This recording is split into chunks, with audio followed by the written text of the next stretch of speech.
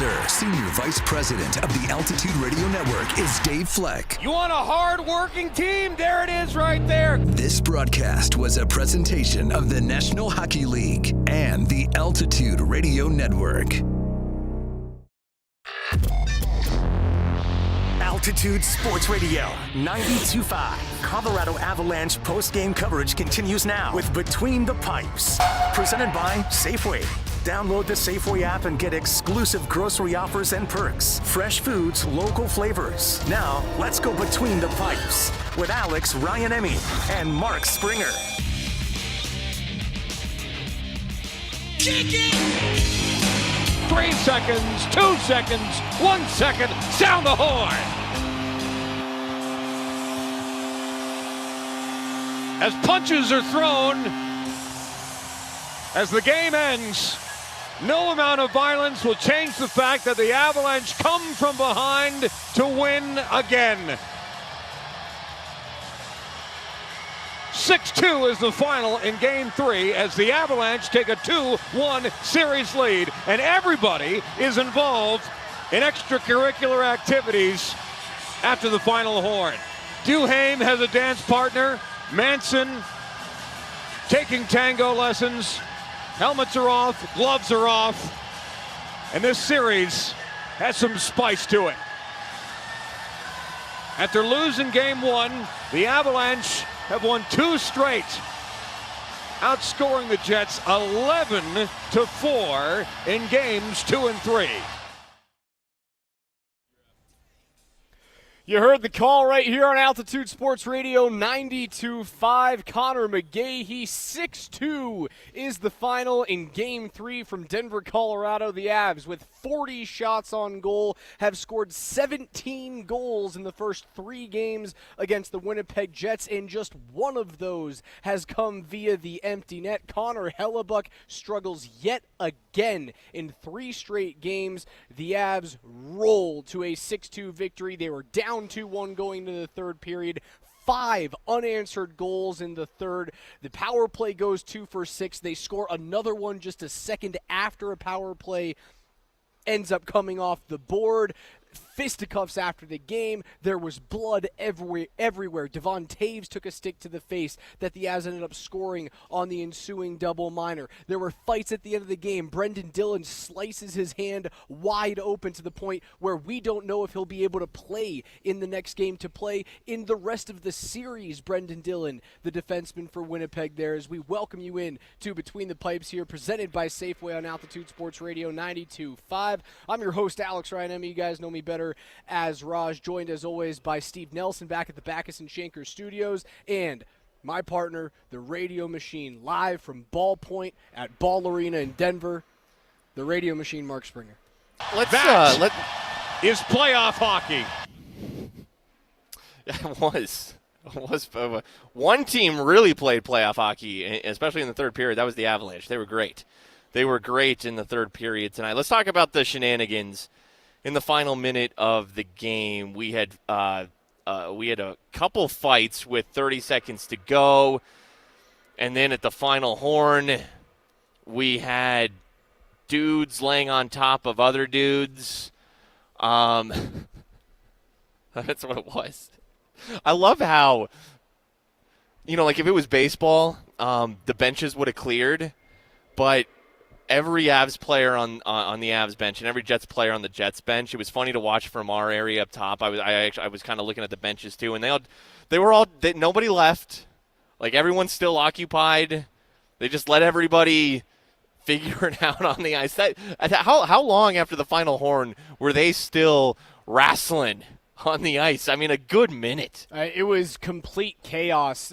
The Jets finally moved on. It was over 1 minute and 40 seconds of fighting. There was so much blood in what was the Avs end of the ice between the Devon Toews high stick in the third period where he catches one in the nose and in the jibs. Again, Avs score on that ensuing double minor. They scored like 3 seconds after the first minor had gone up, so there was a chance that they could have had yet another one. The power play has been lethal this year. At the end of this game, it was it started with this Adam Lowry fight with Miles Wood, and that had happened about another 30 seconds prior to the end of the game. We thought that was going to be the end of it, but the Avs have a puck in their own end, and fights break out between Brendan Dillon and Brandon Duhaime.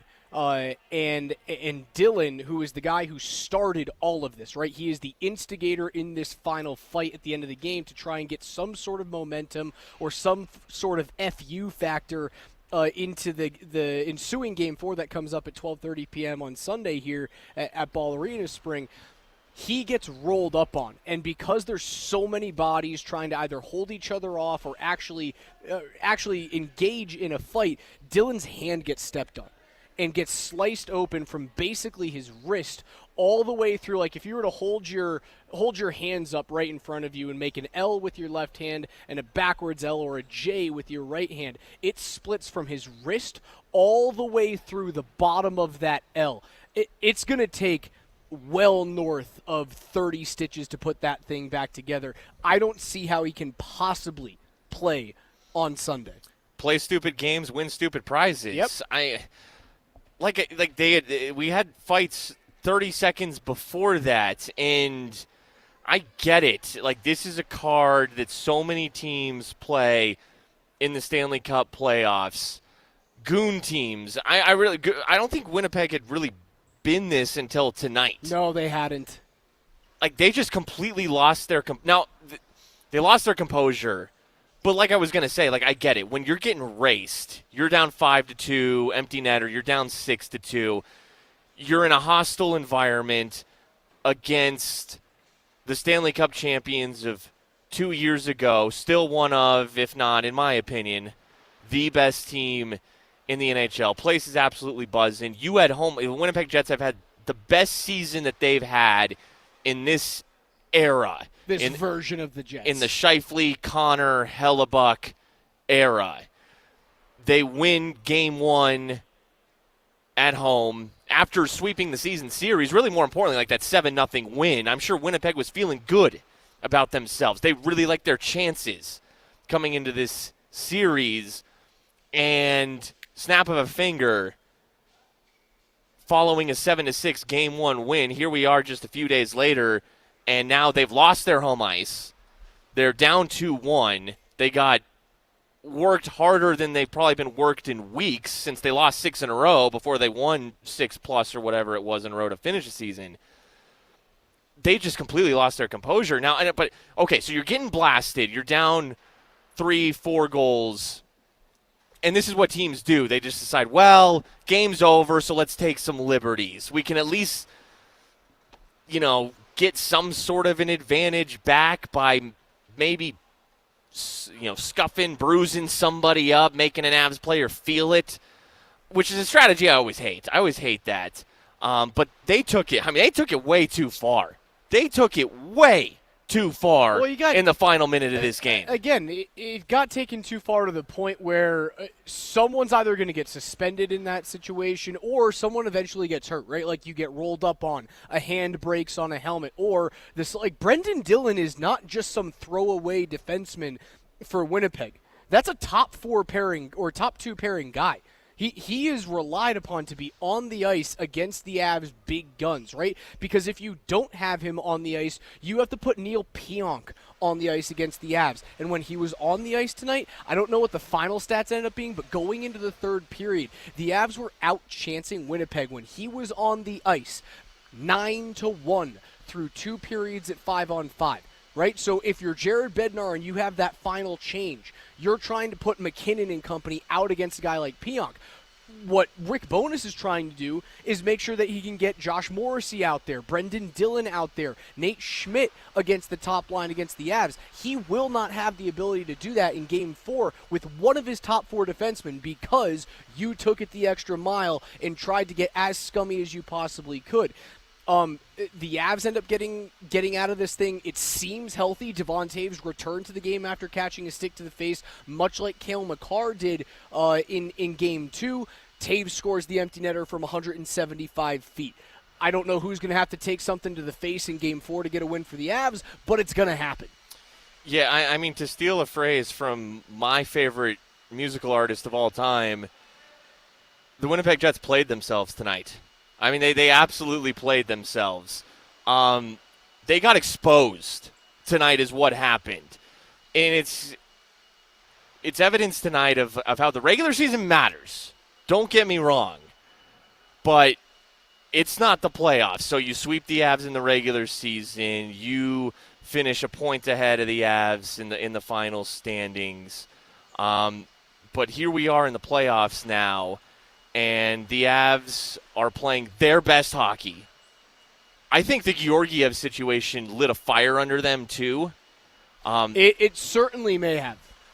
A rallying point, an extra motivation not just to pick their goalie up, but to help him out, to keep the puck as far away from him as possible. Now, granted, Georgiev, I thought he was even better tonight than he was in Game 2. Okay, I would agree with you there, is that at the beginning of this game, Georgiev had to make 3 separate wraparound stops within the first, 5.5 minutes. Winnipeg came out hard, right? In Colorado, the first play of the game, Colorado wins the draw, ices the puck. And right after, about 90 seconds after, the Avs have to get hemmed in their own zone, and Georgiev bails them out with a backdoor, post-to-post, wraparound save after a shot that went wide. He did it 2 other separate occasions. He makes a monster breakaway stop on Tyler Toffoli in the second period with 8 minutes and 12 seconds remaining. Then the Avs go on a 2-on-1 the other way. Nathan McKinnon puts a shot on the glove side. This was when Hellebuck was damn near unbeatable, right? That would have made the score 3-1 Winnipeg, which would have been a vastly different situation going into the third than it was 2-1 when you felt like you still had an opportunity, whether you got a power play goal or something just trickled in past Hellebuck, much like the Toffoli goal trickled in past Georgiev to tie this game at 1 at the end of the first period, right? It was this little play, bouncing puck, Toffoli throws a backhand at the net because Georgiev was on his post, set, and then as the puck comes across, thinking it's a pass, he makes a little 6-inch push, and then he opens up a puck-sized hole in his hip. It goes into the net. That's what you were hoping at that point to get through at Connor Hellebuck. But this Avs team in the third period has been completely dominant. And Connor McGahey, he sends us this text message. Through the 3 games this series, Connor Hellebuck's save percentage in the first and the second period, both a .902. In the third, he has posted a .794 save percentage. This is a goalie who's going to run away damn near a unanimous Vezina Trophy season this year during the first 82. They win the Jennings Trophy, and he's the only guy who's going to get his name on the trophy because the other ones who started for Winnipeg did not start enough games. Over his last 3 postseasons, he has not been able to show up outside the bubble. Right? If you remove the bubble season, his best year was a 4-game sweep where they lose, and he posts a .904 save percentage and a 3.04 goals against average. In 2022-2023, they lose in 5 games in the first round. He posts an .886 and a 3.44 save percentage, and through 3 games this year, he's north, well north of a 5.3 goals against average and south of an 855 save percentage if my numbers are correct. You screamed at me for the whole season that this is what was going to happen when you saw Connor Hellebuck in the playoffs. I told you I wasn't didn't scared. Believe you. I told you I wasn't scared all season long, and especially of late. You were an idiot. I told you you were dumb to your face. How dumb am I? Apology accepted. Yeah. You know who Connor Hellebuck is in the playoffs, and so he's allowed 15 goals in 3 games in this series. That's easy math. That's a 5. The goals against is a 5. Alexander Georgiev is trending in the better direction with the goals against as the series has gone along. Connor Hellebuck has maintained steady at 5. You know who he is? I told you I had a good comp for you before we did this show. I'll tell it to you now. I'm gonna go to another sport here. This is Connor Hellebuck in the playoffs. Clayton Kershaw. That is Connor Hellebuck in the playoffs. He is Clayton Kershaw. Whoa. Yeah. Yeah. So He doesn't have the Dodgers around him. That's the thing. there is that. There is that. But look, I thought he was pretty solid tonight. He was really good through 2 periods. He wasn't good in the third, but I just don't know if there was anyone in the world that could have stopped what was coming from the Avs. The third period was completely dominant, and I know there were a bunch of power plays for Colorado, right? That helped.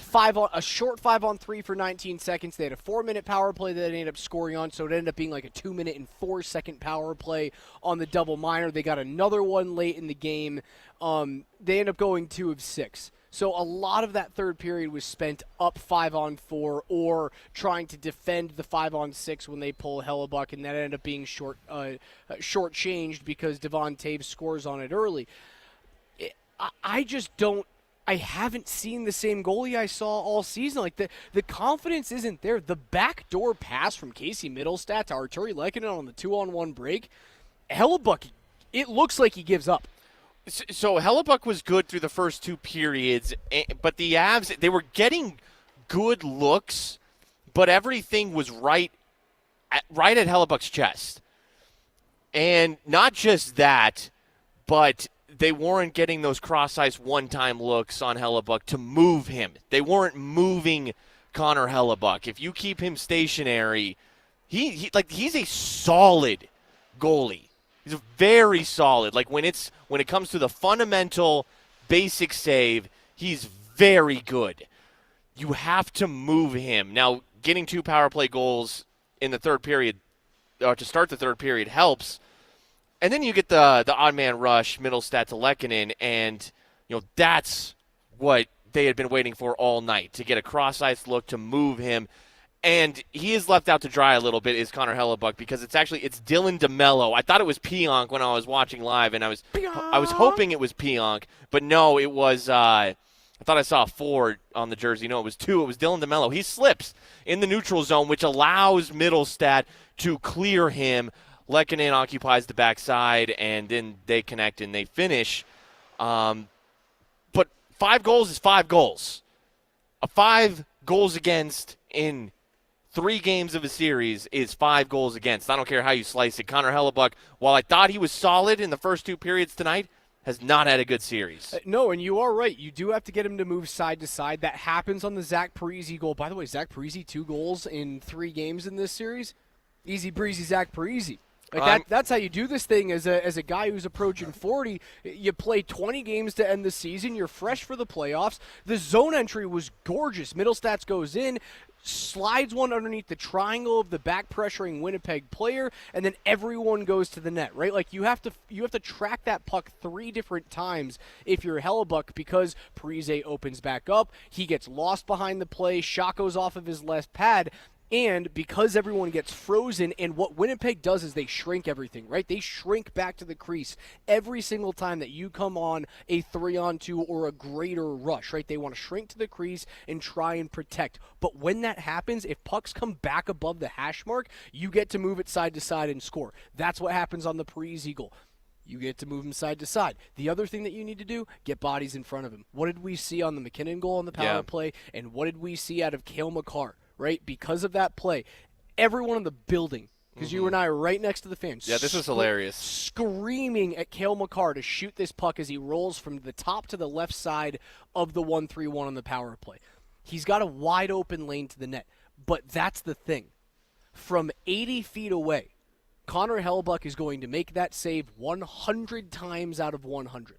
And Cale knows this. Cale knows it. So he waits, and you hear the entire arena start to groan because he passes up. Shoot the puck. Why did you shoot that puck? He passes up a wide open shot. And what he does is he drags the entire penalty kill over to his side of the ice. He allows his team to reestablish net front presence. And then he gives the puck back up to Nathan McKinnon. Atop of that power play, he shoots through a screen, and we've got a tie game just a couple of minutes into the third period. Yeah, Cale knew there was no point in shooting that. He needed bodies in front. He needed screeners. He needed noise in front of Connor Hellebuck, and he got that by being patient. What a great hockey IQ by Cale Makar. And then the next power play goal, and the Nichushkin scores. There was a Jets player had a broken stick, or someone was without a stick. That helps a lot. Unfortunate that Nichushkin, this was on the double minor after the high stick on Taves, that Nichushkin scored with 1:56 left on the 4 minutes, which meant it was over because we were on the second two of the double minor. If he would have scored 5 seconds earlier, maybe they win this game 7-2. I mean, little at the time, that put them up 3-2. Little did we know that then Lehkonen would score. Then Ross Colton scored. Great tip by Ross Colton. Great. I mean, yeah, Ross is in front of Hellebuck. Parisi is right next to him. I mean, these dudes were getting net front in the third period. Casey Middlestat. But before we hit our first break of the program, Casey Middlestat was every bit as advertised tonight. Yep. His ability to move pucks was sensational this evening. How about that cheeky he had a backhand pass to Lehkonen on a rush? And they didn't score on it. It was a sick, cheeky pass. In between the hash marks, right? Yes. In between the hash marks, right in the low That's slot. a center. That's a second-line center occupying the middle of the ice with Lehkonen on his left wing, and it must have been Parisi on the right wing, but I was really focused on Middlestat in the middle and Lehkonen on the left wing. And, man, it's been since Kadri, since the Avs have had a second-line center that can make a pass once you enter the offensive zone like that.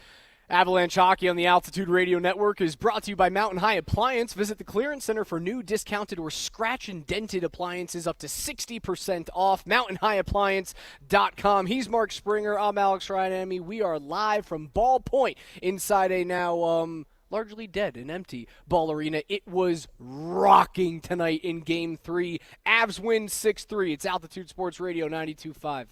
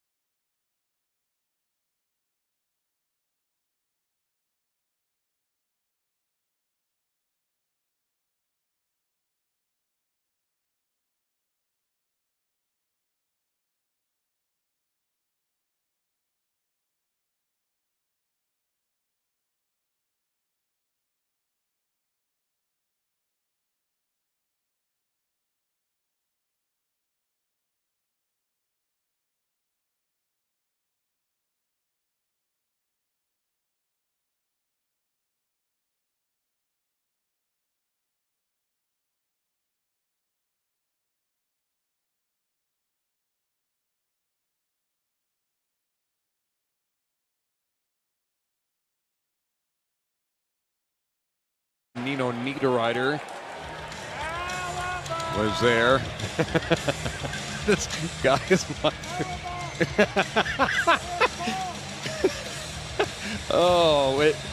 The effects mics apparently are located right next to somebody who is just trying to get inside the head of Connor Hellebuyck. 3 seconds to go. All the way over Middlestad. Holding. Passed in front. Tip, they score! That was awesome! Ross Colton, his first goal of the series. Colorado has scored 4 straight goals here in the third. And the Winnipeg Jets are drinking from a fountain that's pouring like an avalanche that's coming down the mountain. For the second straight game, it's 5-2 Colorado. They'd add an empty netter just a few minutes later. Devon Taves, 6-2 is the final from Ball Arena as we welcome you back to Altitude Sports Radio 92.5. It's Between the Pipes, presented by Safeway. I'm Alex Ryan-Emmy alongside Mark Springer. Join us at Stoney's on Lincoln this coming Tuesday night for a Game 5 viewing party. There's a chance that the Avs might be able to close that thing out on the road, and you can hang out with me, with Berto, with Spring. We're going to broadcast live. We'll have great giveaways, signed merchandise, all of the stuff that you guys want. That is Stoney's on Lincoln. We'll see you Tuesday night. Ross Colton, net front, power play goal, tips it in.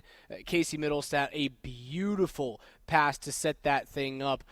Spring, this was a full team effort. This is what we've been waiting for the Avs to bring at a consistent level the entire season. Sure, have they done it in little 10-game spurts? Yes, but then it went away. I wonder if we did discount the ability, because it almost seems like it's a slap in the face to whatever sport you're talking about of flipping the switch. Did we discount their ability to do so? Because if you really think about this, Colorado should be up 3-0. Yeah, no, they have been my pick all season long, and that did not change. Not when they lost 7-0 to Winnipeg. Now, my eyes really opened when I saw the Chiefs win the Super Bowl. I've talked about this ad nauseum. When I saw the Chiefs get crushed on Christmas, and it was like, dude, this team doesn't have any business winning the Super Bowl. But guess what? They have Mahomes, they have Kelsey, they figured it out in the playoffs, they flipped the switch, they got it done. I know you can't say anything positive about the Chiefs in Denver, Colorado. God. Can't say anything positive about them. Look, the Avs and the Nuggets, for that matter. Good team's a good team. They are the Chiefs of their leagues. I can't believe the ESPN experts. You know, I saw their picks get put out there. Nobody picked the Avs to win the Cup. That's embarrassing, actually. You are no national media is worse than the NHL national media. They are the worst of the 4 major sports. And there is a great example. Nobody picked the Avs to win the Cups. That is embarrassing.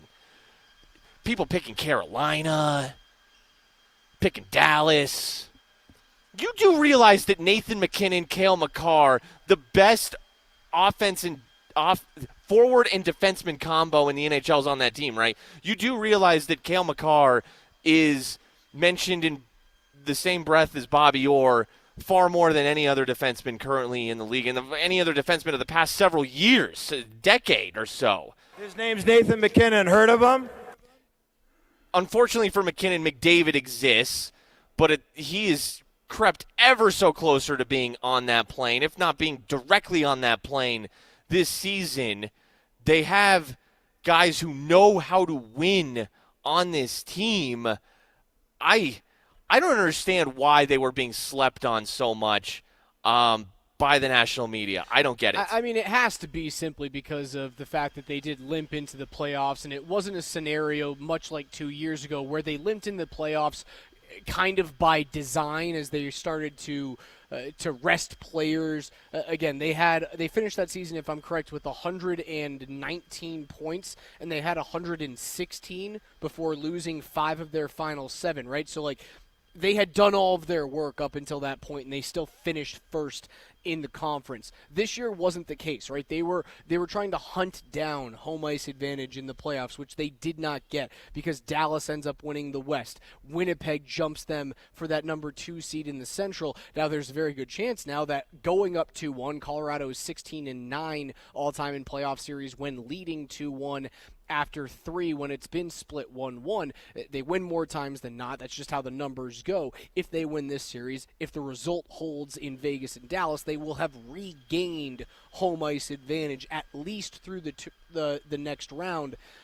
This team showed why they're dominant on home ice. I agree. I think it was an oversight on most people's parts. My pick, if I can show you my NHL bracket, I have them losing to New York in 7 games in the Cup final. I think those are the two best teams in the league. I was nervous about it because I didn't know what Alexander Georgiev was going to do. And he is, to his credit, and again, I will apologize from the mountaintops for calling for his head, for calling for his job. I did that on this show. I did that on the midday show. He has responded after Game 1 with 2 incredibly solid games. He has been calm. He's been confident in net. His team rallied around him. And tonight at Ball Arena, it started early. It kept on going throughout the game, and it ended.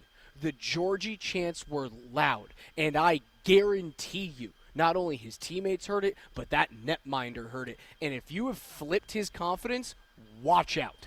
You know why I was a little bit nervous coming into tonight, even though my pick from the start has been the Avs to win this series, but could it go 7? You see these weird series where road teams keep winning, it's just up and down, back and forth, has to go 7, whatever. So, this is Game 3 tonight. Winnipeg could have come in here and won, and this series still would have been far from over, okay? So even though I was nervous tonight, still had the Avs winning this series. But let me tell you why I was nervous, okay? Because they were coming back home. Now, they've been great at home in this regular season, in the 2023-2024 regular season. Not so much in the Kraken series last year. And I was a little worried because on the road in Seattle last year, they were pretty damn good. Yep. I think what we saw in Game 2 in Winnipeg was better than anything we saw in Seattle. Maybe that Game 6 in Seattle, that elimination game, they brought it like they did in Game 2 in Winnipeg the other night. But at home, at Game 7 against Seattle, lifeless for a Game 7 at home that you needed. So I was a little nervous. Like, man, just because they've looked great on the road from a skater's perspective, and certainly Georgie in Game 2, I didn't know if they would rest on their laurels again tonight. Oh, we're back at home. We'll be fine. We are the mighty Avs. We got this. Dude, I tell you what, I think Georgiev struggling helped them. I kind of alluded to this in the first segment. I think it made them truly focus. This is such a want-to sport. You can have all the talent in the world. We've seen the Avs have all the talent in the world, but when they think they're fine, when they think, we got this, they get bit. The play of Alexander Georgiev down the stretch and in Game 1, I think made the Avs realize, and they played well in Game 1, and it wasn't good enough. I think it made them realize, no, we have to bring it. We have got to bring it, and that was the sense of urgency, certainly, to start the third period. I mean, that was a mission tonight in the third period. I think that they have all kind of rallied around each other amidst this Georgiev, I'll call it a controversy. Even when out at Ball Point, the Altitude Radio Network broadcasts from the Backus and Shanker studios. If you've been injured in a serious car accident, you'll want to hire a law firm with winning results. That's Backus and Shanker. Their passion is justice. This is Altitude Sports Radio 92.5 Between the Pipes, presented by Safeway with Alex Ryanemi and Mark Springer. We'll take you throughout the NHL's scoreboard, the rest of the playoff games tonight. Final thoughts on an Avs monster 6-2 win in Game 3.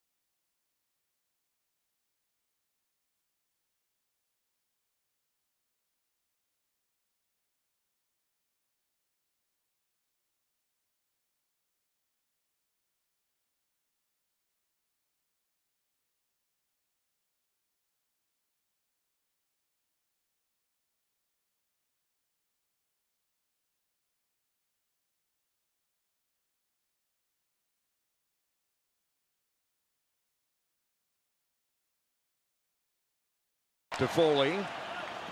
Schmidt wants to reactivate. That rolled off of Scheifele's stick. Now Middlestat the other way. DeMello lost the net. Middlestat over for Lehkonen. He scores! We're up all night to get lucky. For the first time in his career, Artturi Lehkonen has scored in 3 straight playoff games. Middlestat has his first career multi-point playoff contest. And with 11:49 to go in the third period, the Avalanche have scored 3 goals. Here in the third frame, they lead 4-2 over the Jets.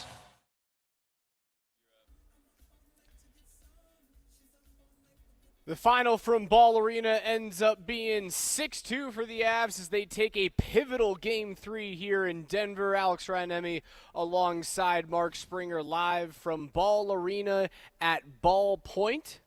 We are brought to you by our friends at Safeway. Avs get a 3-point evening from Casey Middlestat. His, without a doubt, his best playoff game in his young career. He's only played 3 of them. His first games in the playoffs coming here in Colorado. This was a game in which Mikko Rantanen gets multi-assists, a game in which Valeri Nichushkin and Artturi Lehkonen have now scored in 3 separate games to start the postseason. Nathan MacKinnon scores another power play goal, has yet another multi-point effort as he continues to pace himself as one of the greatest postseason performers in the history of this sport. Final thoughts for me here, Spring. One player I have not mentioned who came back from injury and was excellent tonight. Mm-hmm. Excellent in every way that he is normally very good, but for an undersized player. Sam Girard was as physical as I have ever seen him in a hockey game tonight. And it all started with the little cross-check that he throws at Mark Scheifele after the Avs were going down on the first penalty kill of the game. Winnipeg actually scores the one-timer from Josh Morrissey on this one. This was after, I want to say, was it Ross Colton got called for hooking behind the net? Can't remember who took the penalty. There was a hooking call behind the net for the Avs. But right after that happened, Girard cross-checks Mark Scheifele down to the ice. Scheifele tries to get up. Girard pushes him back down to the ice. And then a shift and a half later, he comes out and he buries Scheifele on the half wall.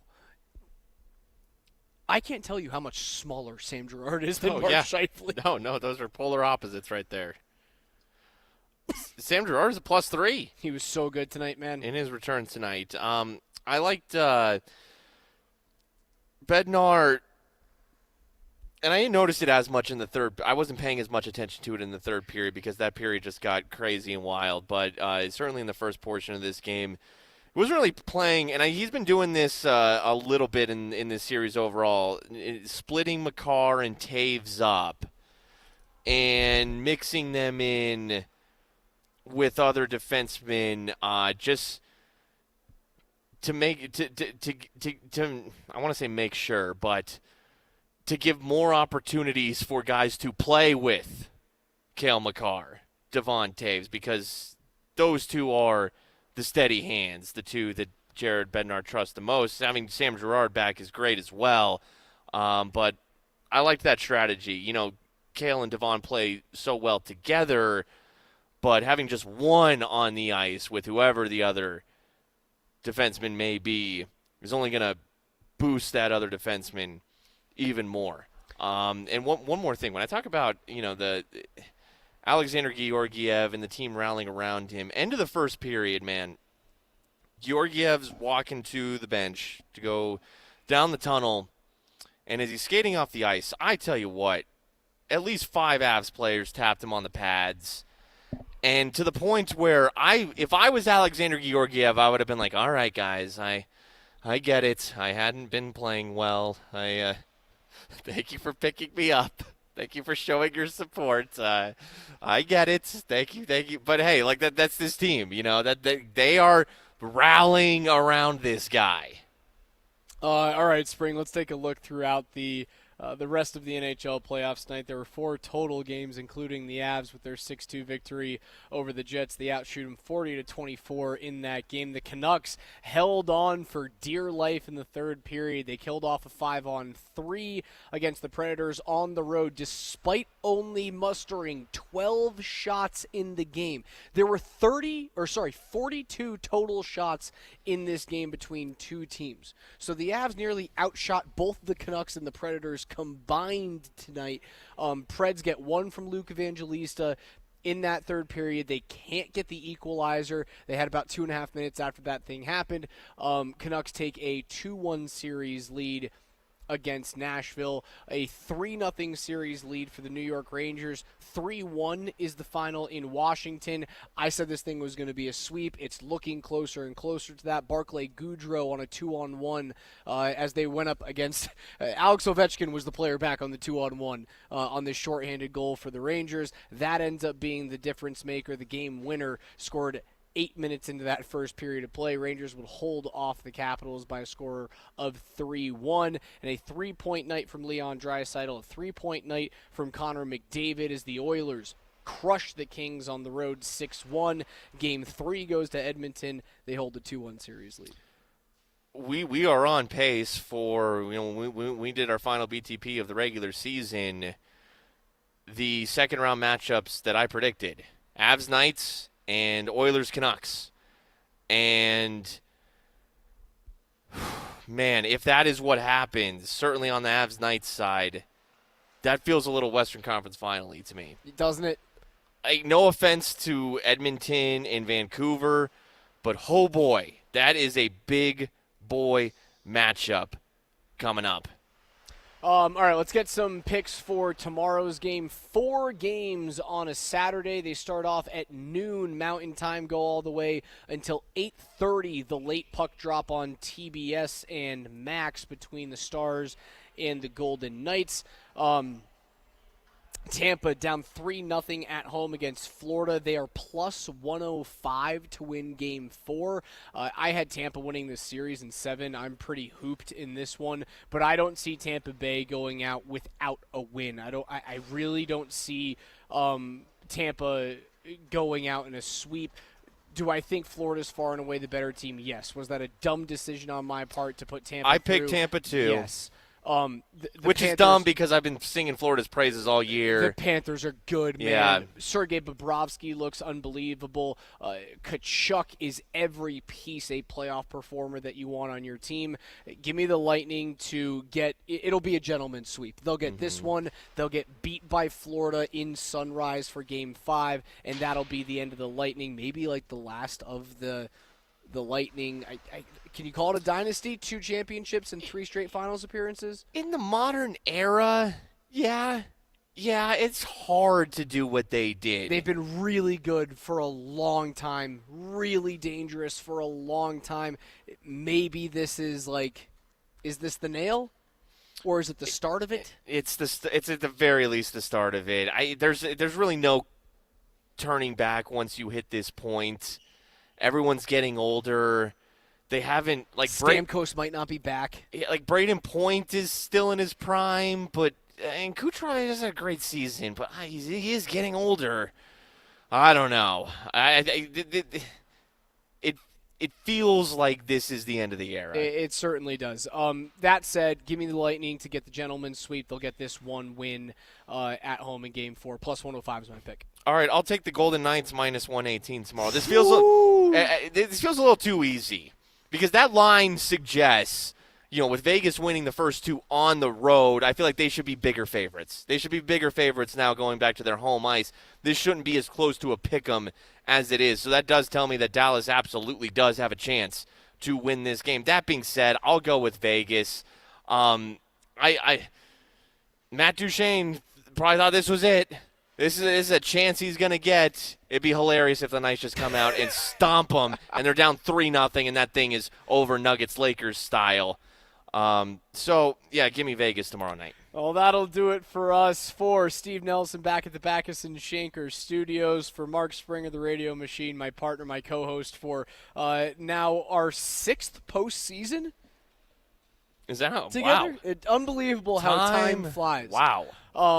I'm Alex Ryan-Emmy. Avs win 6-2 in Game 3. As a reminder, tomorrow you can head over to Ryan House to hang out with Altitude Sports Radio 92.5 for a watch party as the Nuggets look to sweep the Lakers in Game 4 of the Western Take that Conference L on the way out. semifinals. Better believe it, Coach Malone. Head on over there to Ryan House, hang out with our friends, Berto, Dan Tanner. Everyone's going to be down there. You're going to have to find somewhere nice inside to go watch these games. It's going to be a really crappy day in Denver, so Ryan House is a wonderful place to go hang out and watch some Nuggets basketball. On Sunday, a 12:30 p.m. puck drop, a matinee right here at Ball Arena. Mark Springer and I will be on location. 11:30 a.m. extended pregame show with Mark Bertinoli. We'll be here at Ballpoint after the game. That'll do it for us. Avs win 6-2. Enjoy the rest of your Friday night as we've now transitioned into Saturday morning. Be safe. Go Avs. We'll see you Sunday.